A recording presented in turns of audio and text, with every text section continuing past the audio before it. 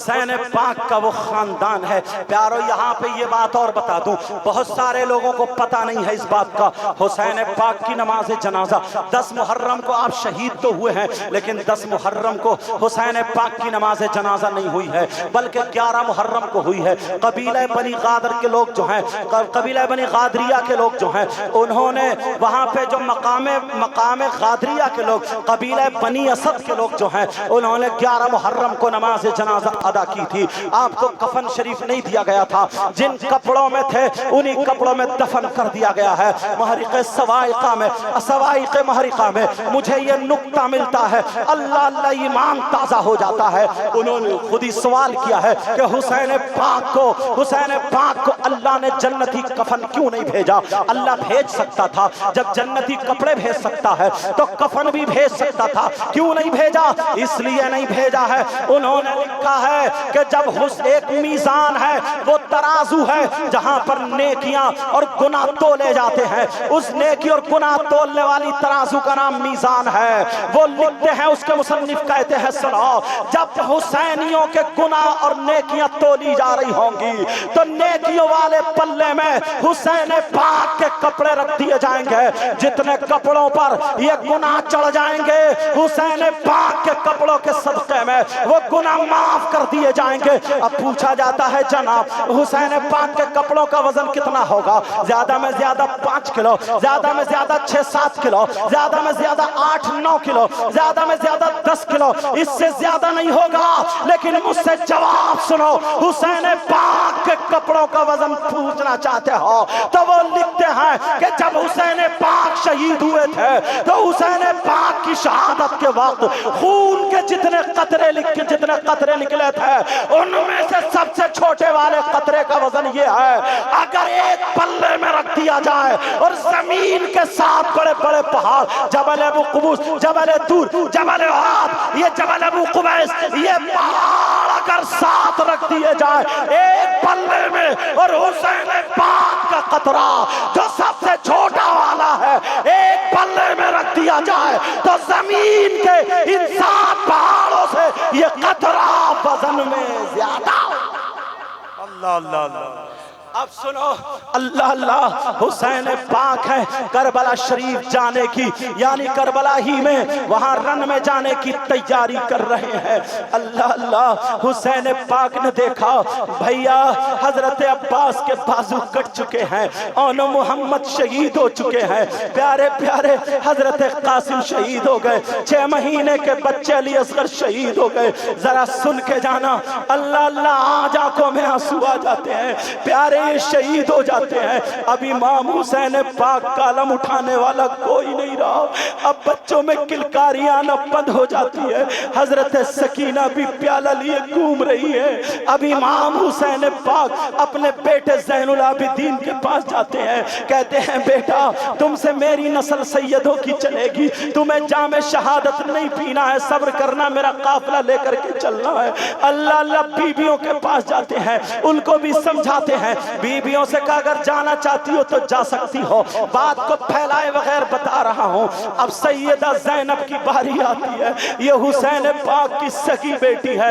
حسین پاک 6 بھائی بہن تھے، ایک بھائی کا نام حسن ہے، ایک بھائی کا نام حسین ہے، ایک بھائی کا نام امام محسن ہے، بہن کا نام سیدہ رقیہ ہے، وہ ام کلثوم ہے، سیدہ زینب ہے۔ یہ 6 بھائی بہن ہیں جو سیدہ فاطمہ سے پیدا ہوتے ہیں۔ ویسے حضرت علی کی 9 اولاد، 9 بیویاں ہیں، یکے بعد دیگر، یعنی الگ الگ وقتوں میں سیدہ فاطمہ کو لگا کر کے 9 بیویاں ہیں۔ ان 9 بیویوں سے حضرت علی کی 32 اولادیں پیدا ہوتی ہیں، 15 لڑکے ہیں، 17 لڑکیاں ہیں۔ میں نے یہ خاندان بتا دیا ہے، ذرا آگے بڑھو۔ حضرت امام حسین کے سامنے بہن کھڑی ہے، سیدہ زینب اپنے بھیا کو دیکھ رہی ہے، یہاں پہ آ کے سامنے دیکھ رہی ہے، کبھی علی اصغر کے لاشے کو دیکھ لیتی ہے، کبھی بھائی عباس کے کٹے ہوئے بازو کو دیکھ لیتی ہے، کبھی سکینہ کی پیاس کو دیکھ رہی ہے، کبھی حسین کے چہرے کو دیکھ رہی ہے۔ اب بہن آگے نہیں بڑھتی ہے،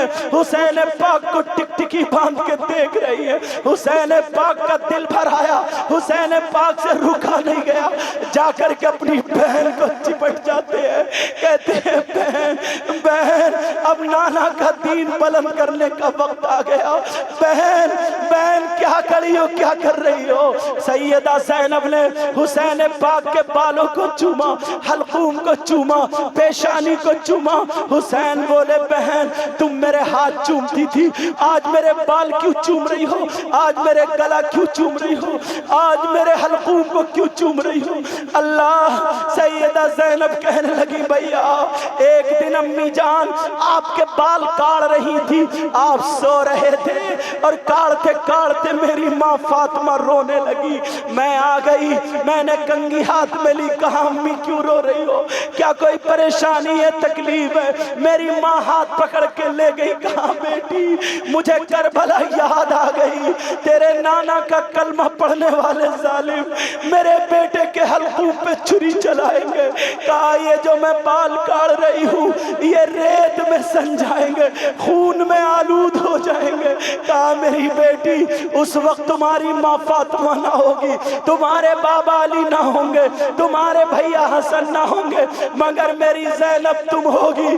ज़ैनब मेरा बेटा जब मैदान में जाए तो मेरे बेटे के बाल काट देना, मेरे बेटे को दूल्हा बना देना, मेरे बेटे को इस शान से करबला में भेजना जैसे तेरे बाबा का बेटा तेरे नाना का नवासे की शान होनी चाहिए। कहा माँ परेशान मत हो, कहा भैया मुझे माँ याद आ गई, वही बात याद आ गई, इसलिए मैं आपके गले को चूम रही हूँ, आपके बालों को चूम रही हूँ। मेरा भाई आज नाना के दीन को बचाने चला, भैया लाओ मैं तुमको दूल्हा बना दूं। आज बहन अपने नीचे का होठ दबा करके अपने भाई को दूल्हा बना रही है, आंखों में आंसू है, मेरा भैया शहीद होने जा रहा है, नाना का दीन बचाने जा रहा है। नाना का अमामा लिया हुसैन पाक के सर पे, अरे बहन है ये बहन, हुसैन पाक के सर को कभी पेशानी को चूम लेती है और भैया का मामा बांध रही है, ये बहन है अपने भाई के कभी बालों को चूम रही है। कहा बहन बांधो, बहन बांधो, कहा भैया दूल्हा बना रही हूँ। सैयदा ज़ैनब ने अपने नाना का मामा शरीफ बांध दिया और बांधने के बाद अपने भाई के हाथों को चूमा, भाई के गले को चूमा और भाई के हल्कूम और बालों को चूमा, फिर चचा की ज़िरे पहना दी और अब्बा जान की जुल्फ़कार हाथ में दे दी। जिस तलवार की बात सैयद साहब कर रहे थे वो जुल्फ़कार हाथ में दे दी और आंखों में आंसू आ गए। मेरा भैया चला, मेरा भैया चला, नाना का वायदा वफा करना है। कहा जाओ भैया, एक हुसैन करबला में जाके शहीद होगा, दूसरा हुसैन ज़ैनब बन जाएगी। आज के बाद हुसैन तुम्हारे काफिले को तुम्हारी बहन संभालेगी। ओ मेरी बच्चियों, ओ मेरी बहनों, आज तुम 10 मुहर्रम को लाली लगा करके, क्रीम पाउडर लगा करके मेले को जाती हो, अरे दूसरे लड़कों से मोबाइल पे बातें करती हो। तुम्हें अल्लाह और रसूल का वास्ता, ये सैयदा ज़ैनब दीन बचाने के लिए अपने भाई के सर पे अमामा बांध रही है। कहा जाओ भाई, इमाम हुसैन घोड़े पे सवार हो गए और जैसे ही घोड़े पे सवार होते हैं इमाम हुसैन ने घोड़े की रस्सियां खींची मगर घोड़ा आगे नहीं बढ़ता है। इमाम हुसैन ने फिर खींची, आगे नहीं बढ़ता है। इमाम हुसैन ने एड़ी मारी मगर घोड़ा पसीने पसीने आगे नहीं बढ़ा। कहा क्या तू भी बेवफा हो गया? घोड़ा हिन हिन आया और नीचे को गर्दन करके कुछ दिखाया। जब नीचे को हुसैन ने देखा تو حسین کی 7 سال کی بیٹی جن کا نام حضرت سکینہ، وہ گھوڑے کا پاؤں پکڑے کھڑی تھی، جانور نے سیدوں کا ادب بتا دیا۔ اور آج کا یہ 2 ٹانگوں کا جانور جو بکواس کرتا ہے کیا اسے منہ نہیں دکھانا ہے؟ یہ جانور حسین پاک کا گھوڑا اپنی زحال زبان یعنی اس سے کہہ رہا ہے میں مر سکتا ہوں مگر اہل بیت کے کسی بچے پہ اپنا پاؤں نہیں رکھ سکتا ہوں، ان کو تکلیف نہیں دے سکتا ہوں۔ سیدہ زینب نیچے کھڑی ہے، امام حسین اتر کے آئے، زینب پاؤں کو چپٹ گئی، ابا نہ جاؤ، ابا مت جاؤ، ظالم ہے وہاں پہ ظالم، 6 مہینے کے بھائیے کو شہید کر دیا۔ ابا چچا میرے لیے پانی لینے گئے تھے اور مجھ سے کہہ کے گئے تھے سکینہ میں تیرے لیے پانی لے کر کے آؤں گا، ابا چچا ابھی تک پانی لے کے نہیں، ظالموں نے ان کے بازو کاٹ دیے، ابا مت جاؤ۔ پھپھو کے چھوٹے چھوٹے 2 بچے اونا محمد میرے پھپھیرے بھائیے حضرت حسین کے سگے بھانجے، ظالموں نے انہیں بھی شہید کر دیا، بھیا قاسم کو بھی شہید کر دیا، ابا مت جاؤ۔ جب اتنا کہا سیدہ زینب آگے آ جاتی ہے، آ کر کے کہتی ہے بیٹی ہم میں وہ پاور ہے کہ ہم کربلا ہلا کے رکھ دیں گے، ہم ظالموں سے بدلہ لے سکتے ہیں مگر آج ہمیں نانا کے دین کو بچانا ہے، نانا کا سر جھکنے نہیں دینا ہے۔ کیا تم جاتی ہو تمہاری دادی فاطمہ نے رو رو کے کہا تھا بیٹا حسین تم اپنے نانا کا سر جھکنے نہ دینا، تمہارے دادا علی نے کہا تھا بیٹا حسین کچھ بھی ہو جائے نانا کا سر جھکنے نہ دینا۔ آج تم اپنے بابا کو روک رہی ہو، کیا تم چاہو گی تمہارے نانا کا سر جھکے، تمہاری بابا کا تمہاری دادی کا سر جھک جائے؟ چاہو گی؟ دین اور اسلام کو بچانا ہے۔